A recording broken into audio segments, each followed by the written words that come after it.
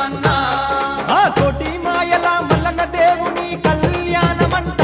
చూసిన ఎంతో పుణ్యమంట కోటి మాయల మలన దేవుని కళ్యాణమంట చూసిన ఎంతో పుణ్యమంట ఎటు చూడు పట్టి భక్తుల నడుమ మల్లన్న స్వామికి కళ్యాణమంట నమ శివాయ గౌరెల్లి స్వామి మల్లన్న జాతర చూడబోదమన్నో మల్లన్న స్వామి గొందమన్నా ఆ కోటి మాయ